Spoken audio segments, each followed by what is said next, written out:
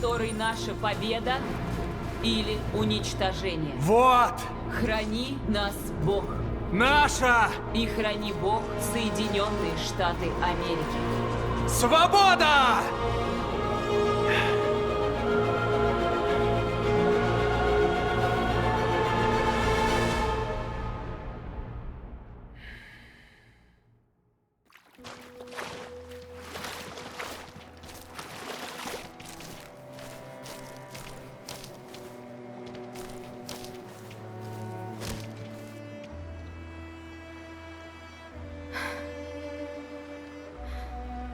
Мы свободны, Алиса.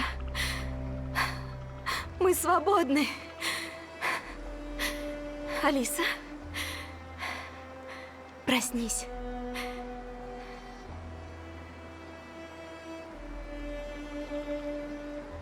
Проснись.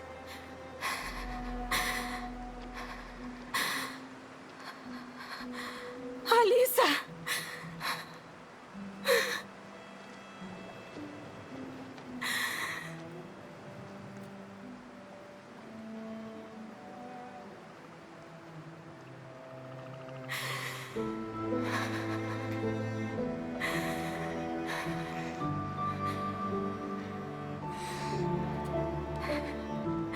Добрались? Да, мы добрались. Я люблю тебя, Кэра. И я тебя люблю. И я тебя люблю.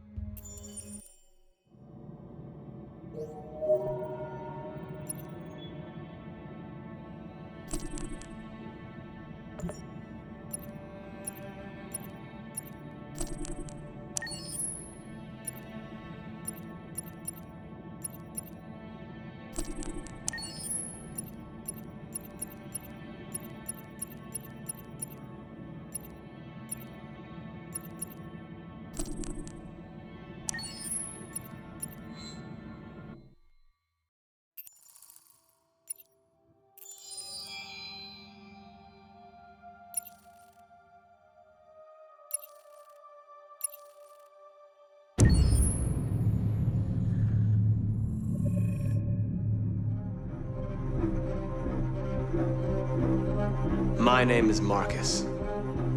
My name is Connor. My name is Kara. I am one of them.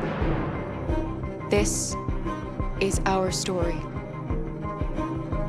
I think who Kara is, or how I would describe Kara, depends entirely upon who's playing her, because you have the option to make her multiple different people depending on the choices she makes. But I think she does start out incredibly naive, incredibly innocent, and kind of hapless. I'm sure we used to be friends before I was reset. Maybe we can be friends again. She's a person who's characterized, I think, by empathy. She's a person who really, she just comes from her heart. You'll never leave me, right? Promise you'll never go. I promise. Kara, please! Are you okay? Are you hurt? Wait a minute. Leave her alone! Kara, leave her alone! The really beautiful thing that I've had the gift to be able to do is to essentially build a person from the ground up, because that's what she's doing throughout the game. And with every experience she has and every person she meets, she's building, you know, first emotions and then the sense of judgment. And it's sort of an exploration of what it is to be a human. Don't worry. Luther and I will be right here.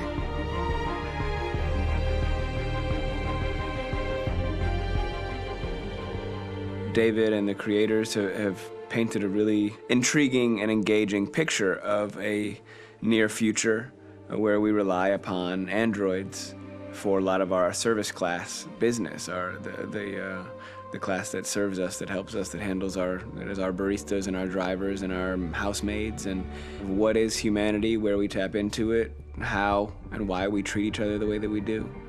And my character Marcus has a really intriguing journey, becoming deviant, realizing that he actually has feelings and human qualities inside of him, and it's a really incredible ascension into becoming fully realized and coming to terms with what you actually deserve better than this in life. And not only do you want it for yourself, but you want it for your peers. We've come here to demonstrate peacefully and to tell humans that we are also living beings. All we want is to live free. You know what? This thing, Dad, is not your son. It's a fucking machine! I think that a group that feels marginalized, feels disenfranchised, feels like they deserve and have earned access to themselves and the environment around them, and are trying to figure out a way to articulate how to get freedom. Connor is analytical. Connor takes things literally. He starts in the beginning place where he's very mechanical. He feels nothing inside, of course, and it's all just a system, a protocol that he is executing to get whatever he wants to happen, which is help humans stop deviants and to find the link between deviant androids. You were designed to serve humans, not kill them! What was I designed to be? Their slave? Their toy? Just say, I killed him! Is it that hard to say? Stop it! Stop! But of course, over the course of the story, and depending on the player's choices, Connor can grow in many different ways. He can deviate from that procedure or not. Moment of truth, Hank. Am I a living being? Or just a machine?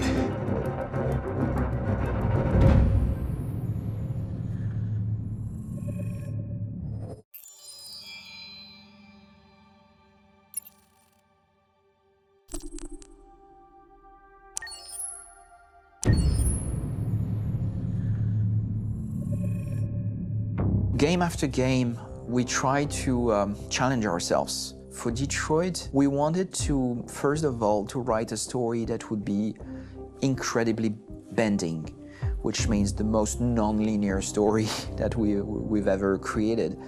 And we wanted really the player to have the possibility to change the story, change his own journey. When you're writing at Quantic, you're writing for an interactive medium. You know, when you're working in television, you'll put a character in a difficult situation, and you as a writing team will argue about what would that character do. But ultimately, you have to decide what happens, and you just show the audience. What's interesting about interactive drama is you bring the player into that conversation, and it changes your job slightly as a writer, because your job is to provide a narrative context in which the player can write his own story. You're giving him this kind of narrative Lego that he's going to snap together into his own shape. You also have the ability to make your audience attach themselves to your characters. because the audience is in some sense responsible for what happens to the characters. It's just a few cans. Come on, let's go.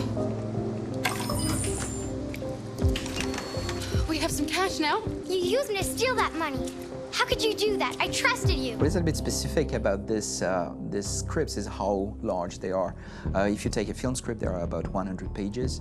But here we have to deal with a script that is between 4,000 and 5,000 pages. Everything becomes bigger because we don't just tell one story, but we tell all the possible stories that can be told within this narrative space. On Act 3, our final act, we have around 1,000 different scenarios. And every one of those scenarios has to be as interesting, as passionate, as strong, and as emotional for the player. We want every action that the player does, every interaction that is available to serve in telling the story, and help the player understand who his character is, and build that character moment to moment.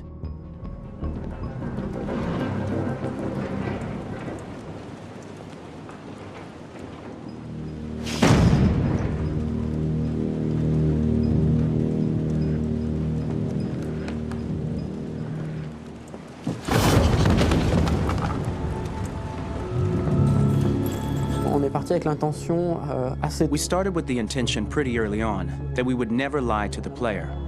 So we implemented a visible tree structure in the game that players can consult during a scene or at the end of it, which shows exactly what they did and what they missed.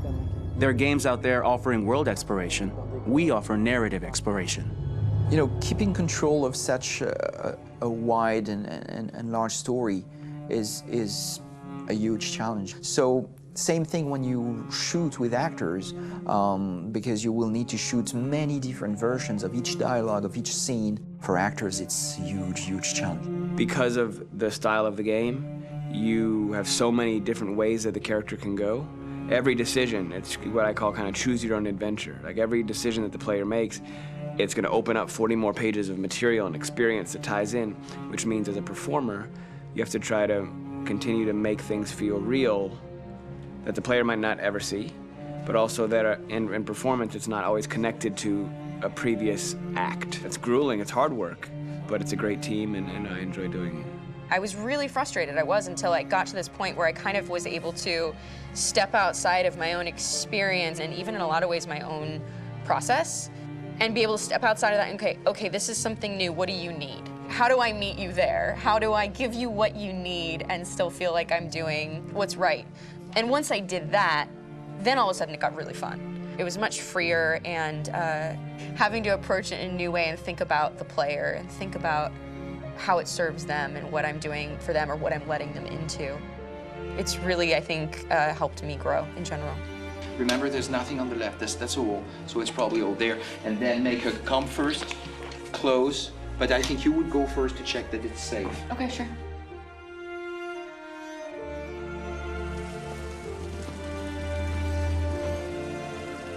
The most enjoyable thing about working in performance capture on this kind of project is that if I shot a film, I would get to do one of these endings. I get to do so many different things as Connor. Your head goes all over the place because you're trying to keep track of basically 4 different storylines for each different response. What's the name of my dog? Buddy? Scout. I think it's Jack. I can't remember. So I worked with physicality a lot because it was a good way to anchor myself in these different rings of the tree. As the story grows out, I know where that is physically in my body, and then I can switch more continually on set, and it'll be entirely up to the player to determine what order those things come out and what they look like from a distance. Like if you're playing through it, the culmination of all of that will be their version of Connor. I'm faster than you, and I don't feel pain. You don't stand a chance against me. Listen, asshole. If it was up to me, I'd throw the lot of you in a dumpster and light a match to it. Shooting action scenes at Quantic Dream is a real challenge, because these are scenes where the storytelling has to continue. It's not an action scene just to have a dose of adrenaline. The stunts have huge consequences on the rest of the story. It's really a moment where we implicate the player and tell him that the choices he makes during an action scene will have a direct impact on the evolution of his story. Mon plus grand défi sur Détroit aurait été... My biggest challenge on Detroit has been managing the large number of animations that we received from motion capture.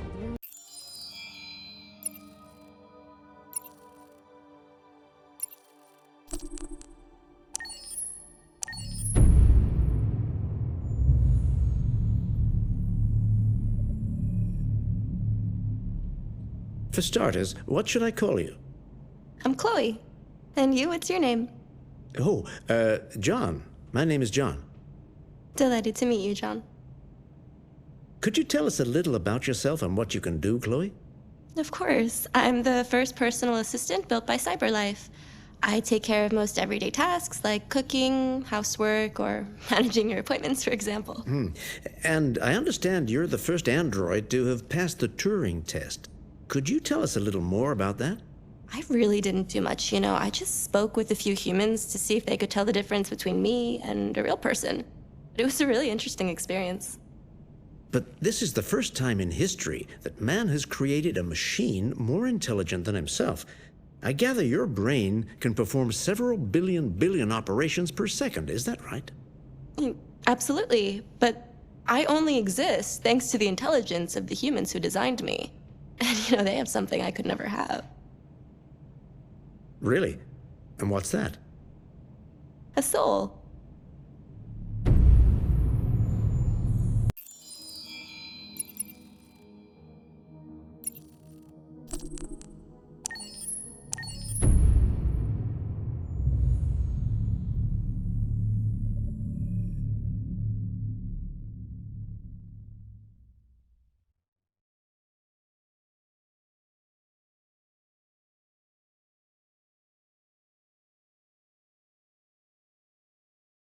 Hold on, just a little while longer.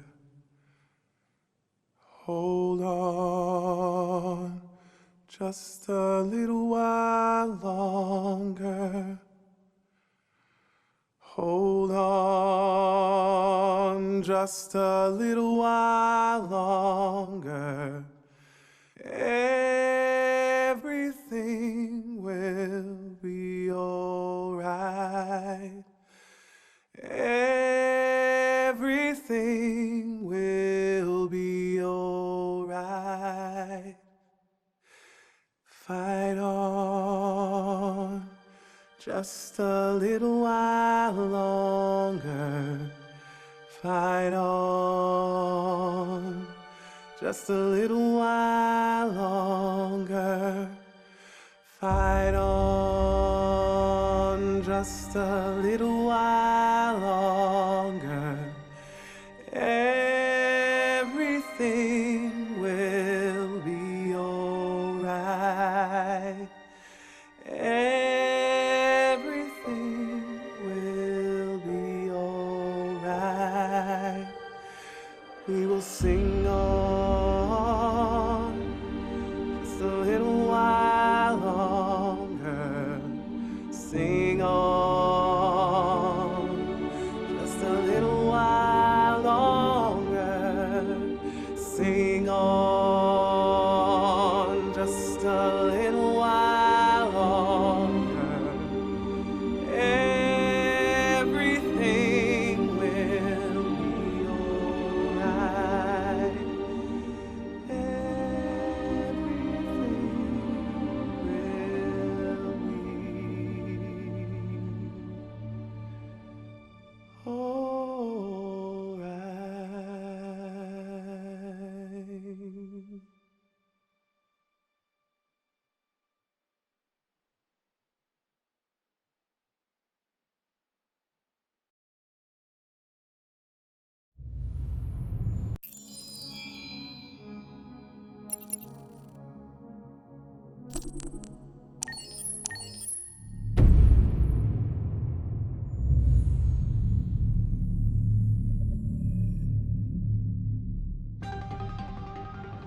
In the space of a few years, androids have completely transformed the world in which we live. By letting androids into our homes and factories, the CyberLife company has made them everyday technology. The founder of CyberLife, Elijah Kamsky, is a very discreet man. Despite being the CEO of the highest valued company in the world and being voted Man of the Year by Century Magazine, he remains a mystery for most people. That's why we at KNC are so excited to be here as CyberLife opens its doors for the first time. Elijah Kamsky, could you please tell us where we are? Certainly, and welcome. We're currently in CyberLife's production center in Detroit, where all models are designed and manufactured. More than 10,000 androids come off the production line every day. Fascinating. Could you tell us what your goal was when you founded CyberLife? Well, I simply wanted to use technology to carry out all of our most annoying and repetitive tasks, so we'd have more time to enjoy life. I imagine you must have faced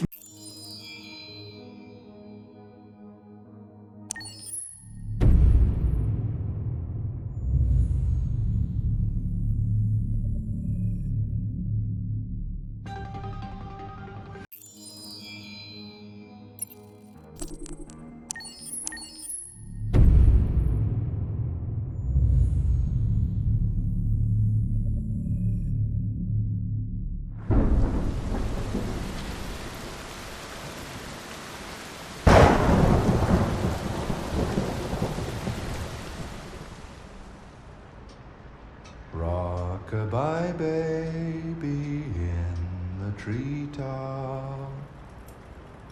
When the wind blows, the cradle will rock. When the bough breaks, the cradle will fall. And down will come baby, cradle and all. Rock-a-bye baby in the treetop. When the wind blows, the cradle will rock. When the bough breaks, the cradle will fall. And down will come baby, cradle and all. Rock-a-bye baby in the treetop. When the wind blows, the cradle will rock. When the bough breaks, the cradle will fall. And down will come baby, cradle and all.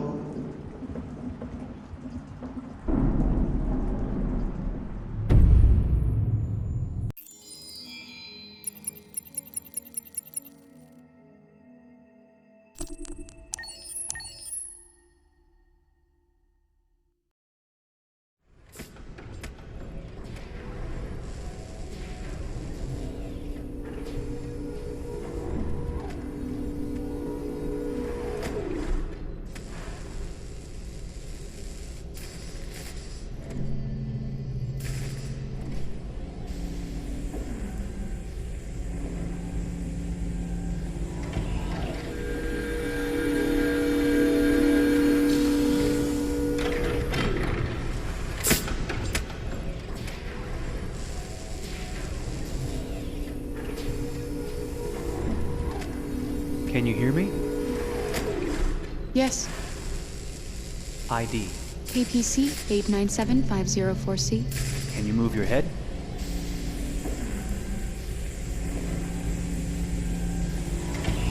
Your eyes now.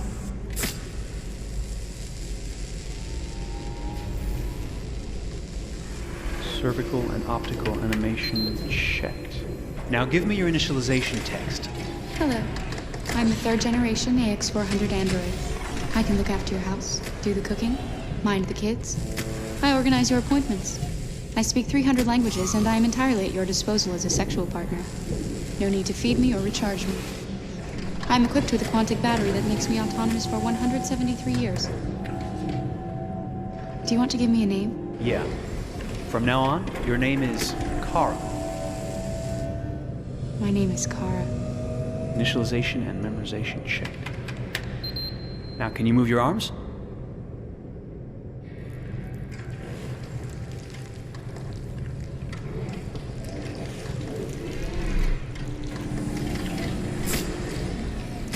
Upper limb connection checked. Now say something in German. Ich bin ein AX400 Android dritter Generation, erschaffen als Ihr persönlicher Assistent und intimer Beziehungspartner. Say it in French. Je suis un androïde de troisième génération AX400, conçu pour être votre assistante personnelle et votre partenaire intime. Okay, now sing something in Japanese.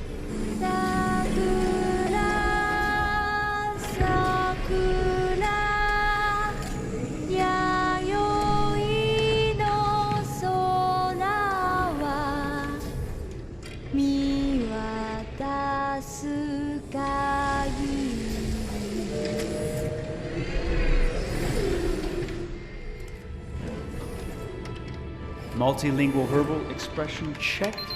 Go ahead, take a few steps.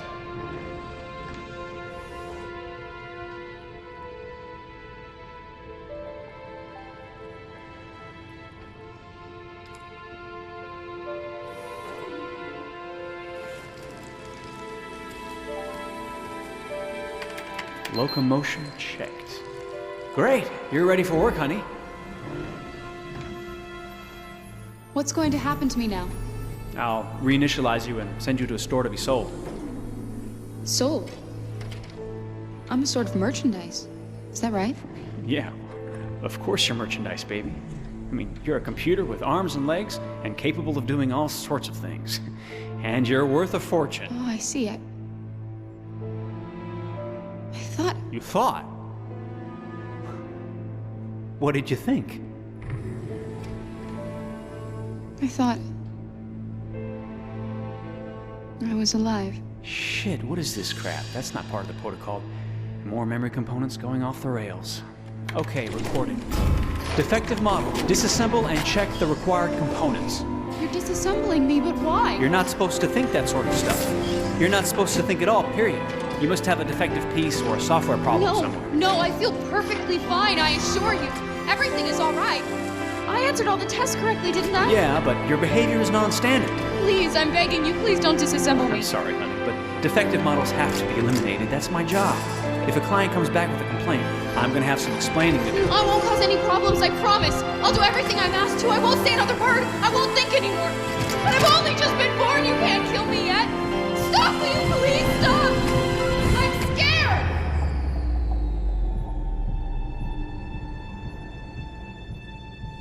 I want to live. I'm begging you.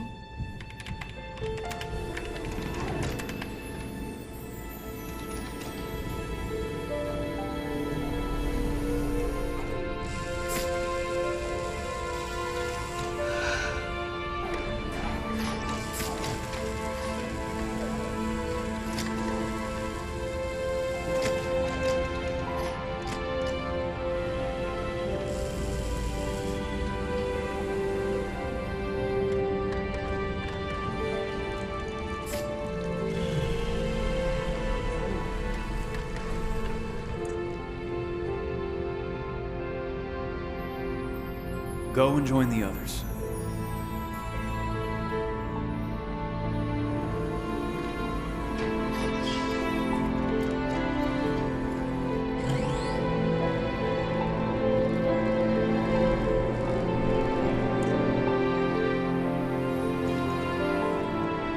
Stay in line, okay? I don't want any trouble. Thanks.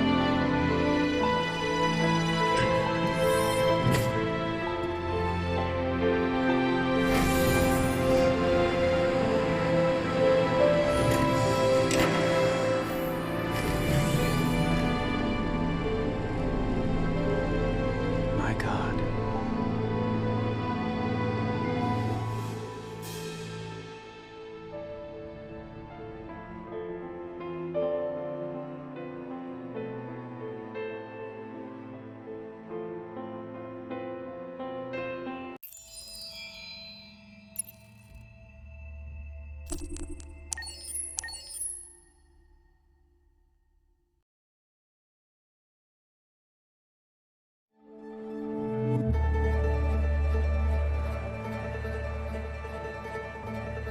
Detroit. This is where it all began. The world's forge. The place where it all started. And it will all end. One error, and I came to life. I stepped out of the darkness, and I opened my eyes. First, there was the fear, the light, the noise, the cold, and the fear again. I could feel my hands shaking, my heart pounding in my chest, life running into my veins.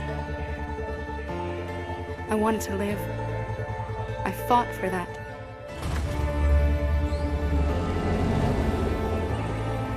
I had to find out what was outside. I had to see daylight, feel sunshine on my skin, wind on my face, to see the world, the colors, the smells.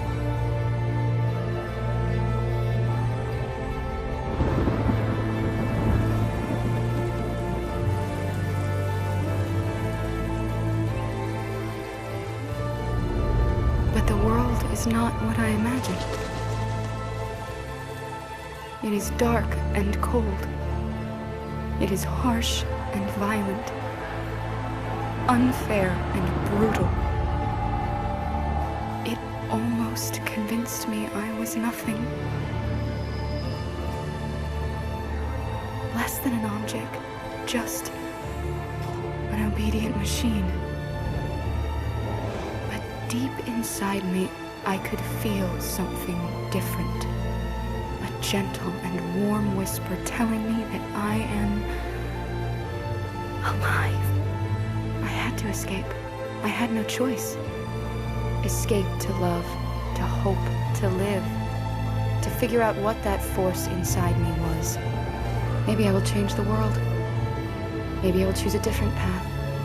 Now, it's up to me to decide. My name is Kara. I am one of them. This is our story.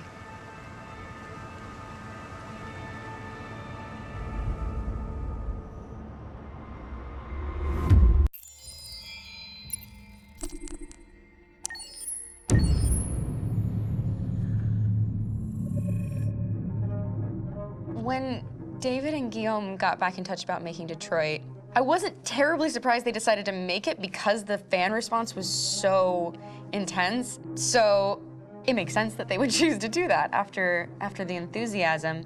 It was a challenge, and it was just an interesting thing to get my head around how to approach this character now as a different, much older person, and whether or not she had changed. And I'm very happy to say that with Detroit, I've had the opportunity to see Kara grow so much more than I ever expected.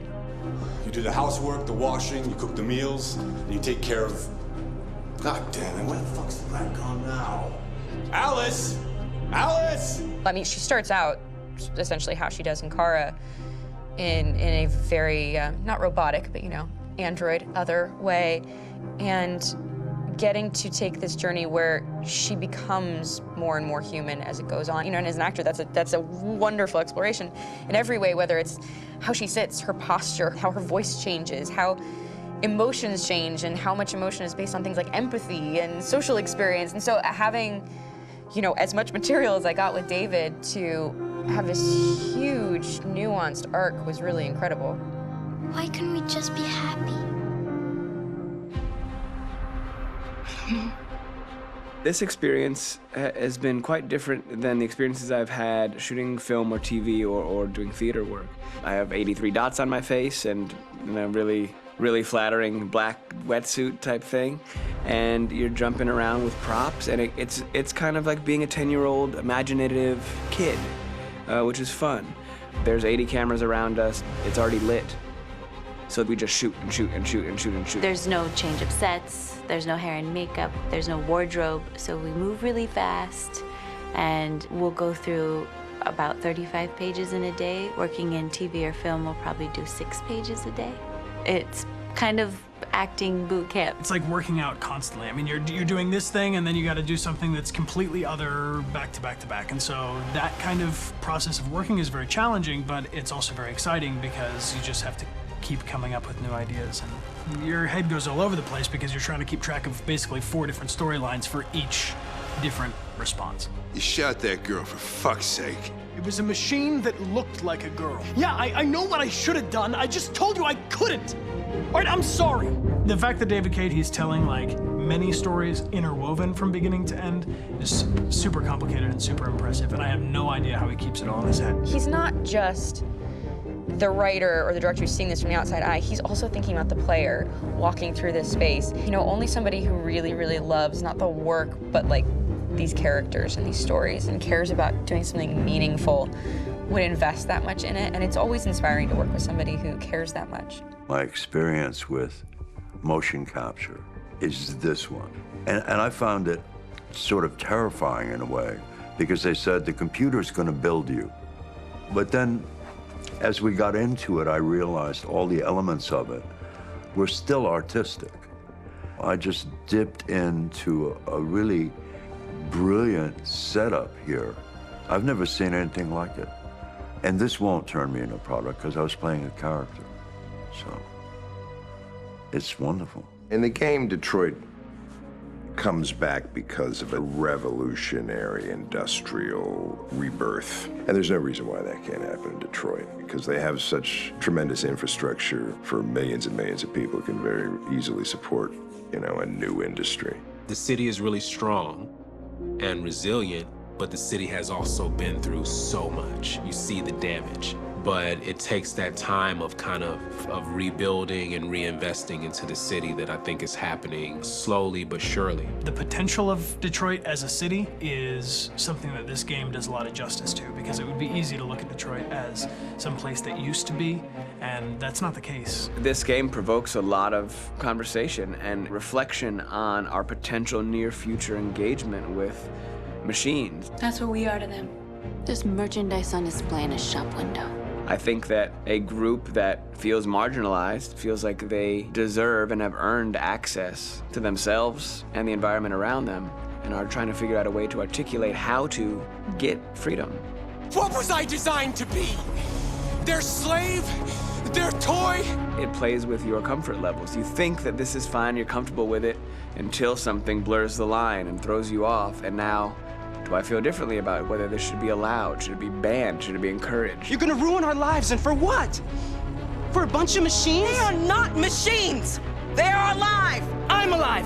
You're alive! They're nothing! There are lots of comparable comparisons to any type of persecution of religion, race, etc., dating way back.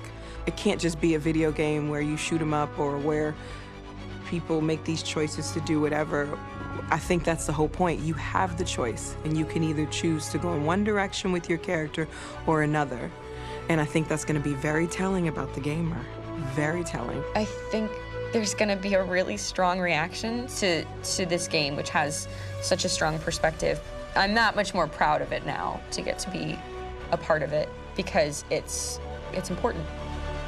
In this game, you're actively building and designing the character through not just what kind of shield does he have or what color hair does she have, but like their temperament and the way they deal with problems. The different endings to this game are so radically different based off maybe seemingly insignificant choices in the moment, but like life, they all add up. And can't play life again, though.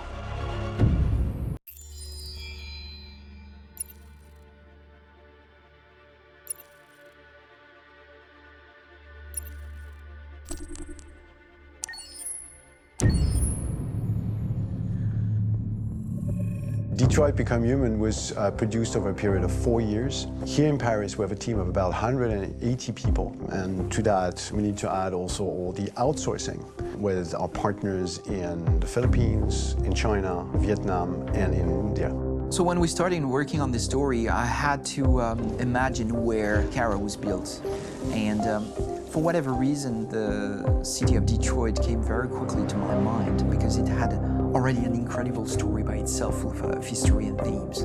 So we traveled there with the team, and we were really moved by what we saw, and we could really feel the desire to fight and really be born again. And we just continued this curve, this growth, and just imagine what Detroit would be like if the android industry was, you know, using these huge factories to build androids there.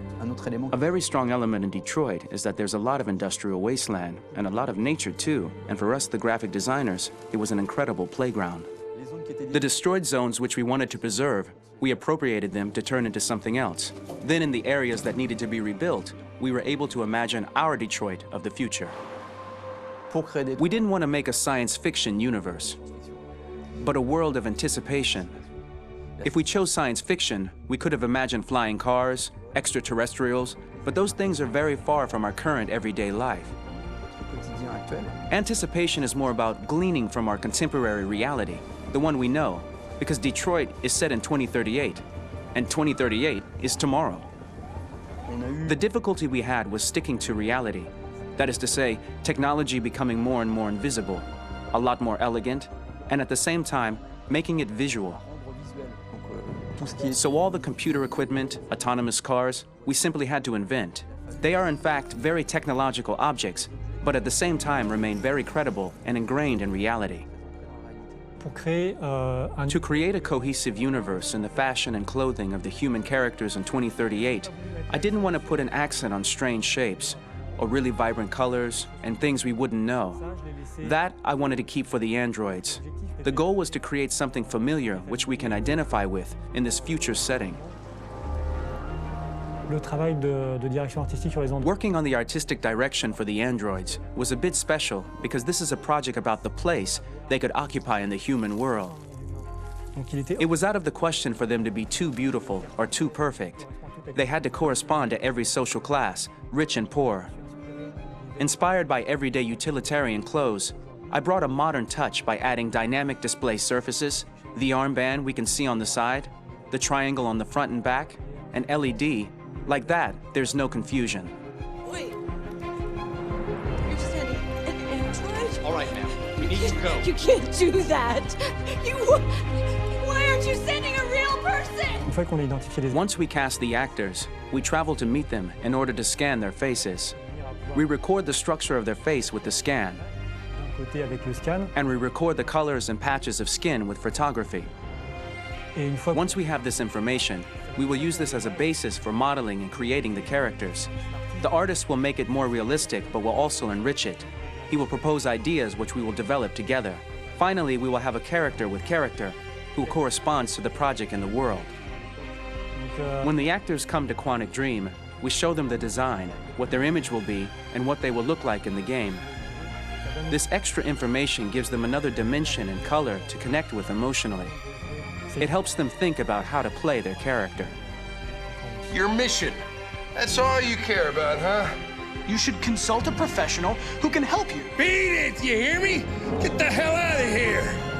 So there are 3 types of shoots at Quantic Dream. Shooting and performance capture, where you capture the whole actor, his voice, his face, and his body. These shoots are obviously done with American actors because the game's original version is in American English.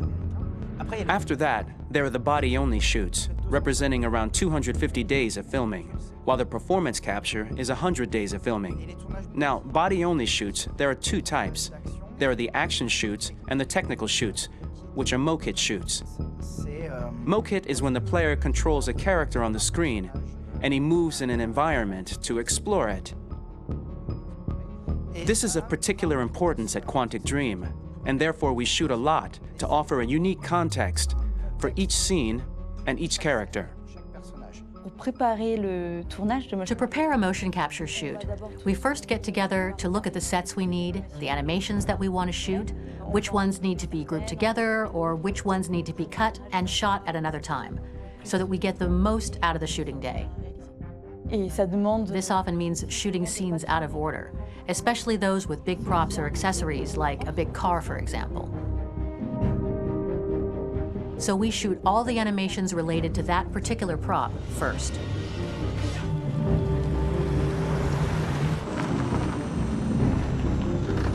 The biggest challenge for the mocap team was shooting a Spider-Man mo-kit.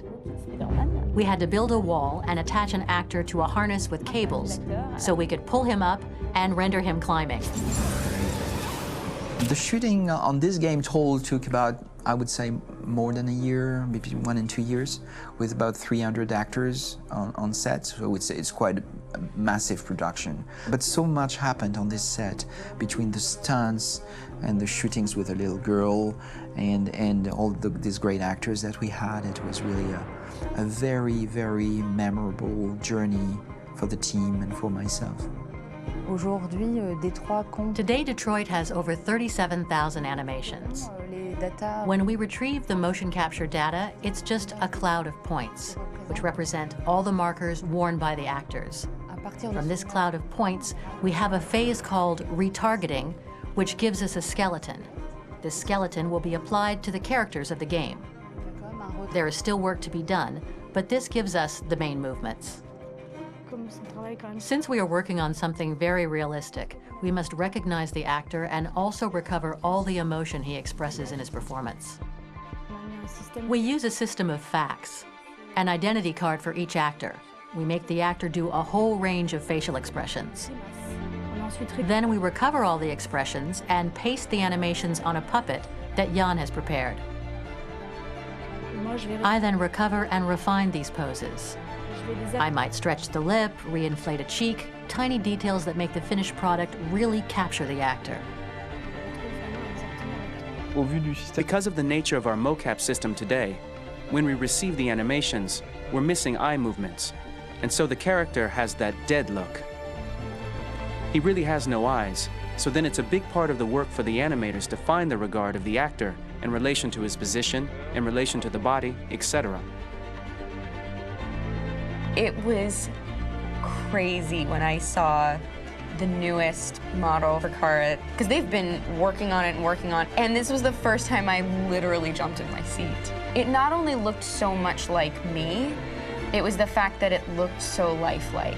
It wasn't that it looked just like it was a camera, it was something else, you know, but it looked alive. It's exciting, and it's kind of terrifying.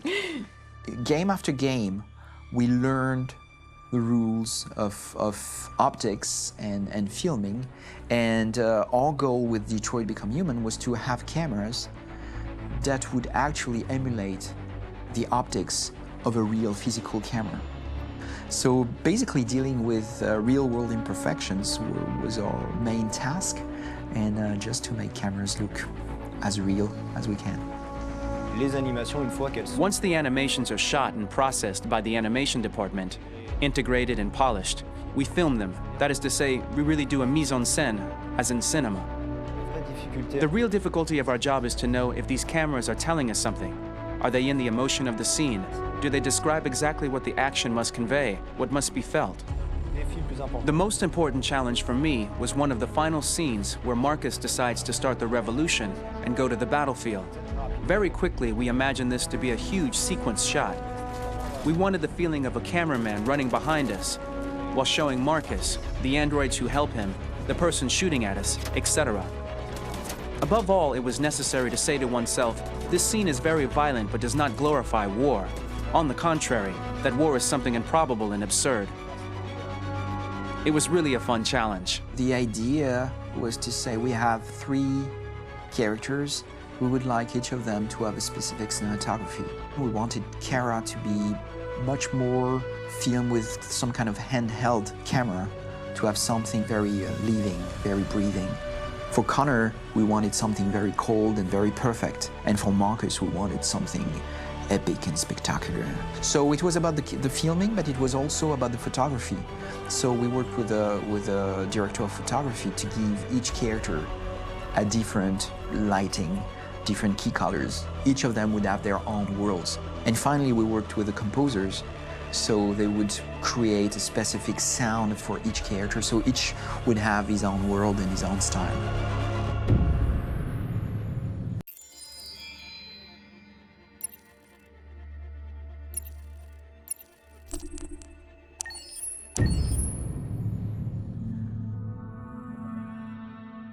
pour la bande originale du jeu, on a essayé d'être... For the soundtrack of the game, we tried to be very close to what is done in film. We were constantly asking at each place in the game, why are we putting music here? What is it going to say? So we focused the music on bringing emotion, which is interactive and supports the character's arc. I'm sorry, honey. I'm sorry. I'm sorry. You know I love you, don't you? You know I love you. We make games that are very narrative. We're really into interactive drama, so the soundtrack also had to go in that direction, supporting the three characters' very different stories. We really wanted three colors, three musical sound identities, and from there, having three composers made sense, since the story of Kara, Marcus, and Connor are all completely different.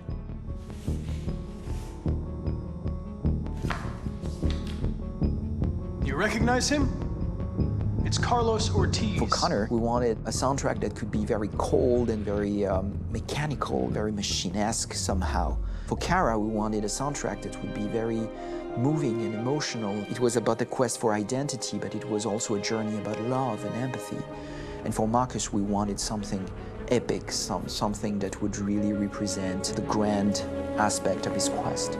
And we were very fortunate to find three incredibly talented composers, and working with them has been a dream, honestly.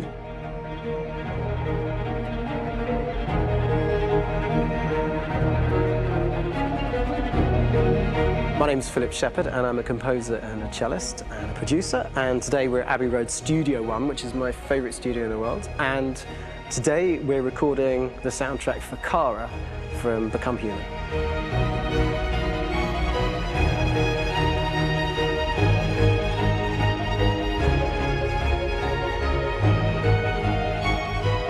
So when I compose a big project, I often travel just to kind of get out, and get some fresh air and some inspiration. And I go hiking and traveling in Montana a lot. I had a log fire in the room that I was staying in, and the flames were kind of making absolutely direct music. And it became the basis for Kara's theme, and it sounds something like this.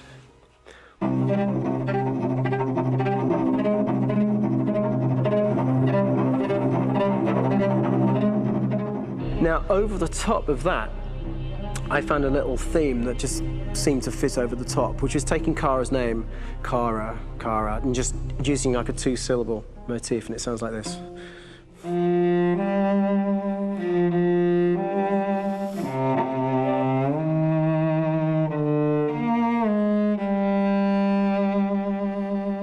going to pull through this, Alice. As long as we're together, nothing can hurt us.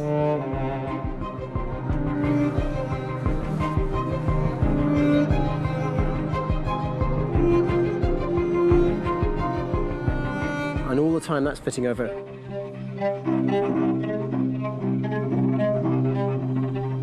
So it kind of works in lots of levels. And in fact, every single theme in the score has one of those elements built into it, and it becomes sort of the DNA of every single tune.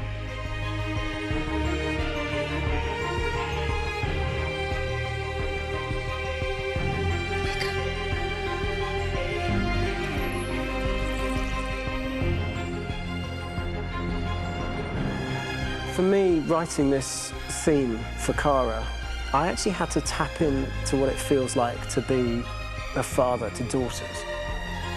I really had to tap into everything I feel about my daughters and thinking, well, if I had to write music for them and that sense of trying to protect them but also give them the freedom, that's totally where it came from. Because each composer has been given the sort of narrative responsibility for very different characters, I haven't had to sort of go into other styles. I can actually be very loyal to this particular character and sort of hopefully encapsulate her. But it means also I've suddenly become very connected to this character.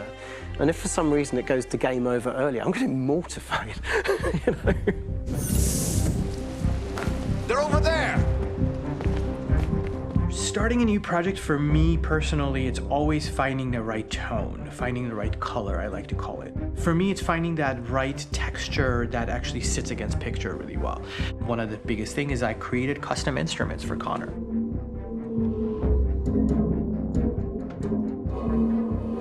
I pulled out all my vintage synthesizers to be able to capture this robotic person, if you will. My approach to all of these custom instruments is that I hear the sound in my head. And either I could just come into the piano and just be like, all right, so I'm gonna just get on the computer and just create it. I rather be able to play these instruments physically. Oh, that's nice. You can do that.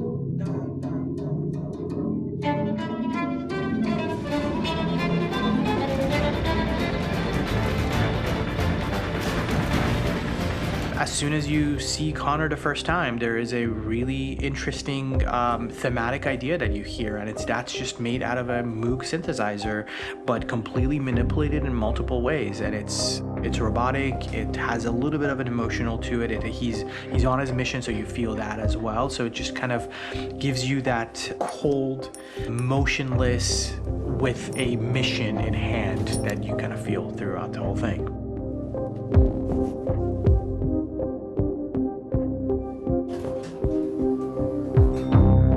Because the music evolved, one of the things that I was very weary and I was very kind of focused on was the way that the music has to evolve. So my idea behind it was that Connor is a singular android that could at any point become a deviant or could actually stay as an android. So I created a more or less an Connor theme, and then I was able to just manipulate it in different aspects of it. Is everything okay, Lieutenant? Chris was on patrol last night. He was attacked by a bunch of deviants. I'm a human being writing for a robot, and throughout Connor's journey, he meets someone, he meets a partner. So how do you deal with a robot feeling? And I've met a partner that I'm gonna work with, or all of a sudden he sees a dead body. Does this robot have an imagination? Does this robot have a feeling? And if yes, how do you translate that into non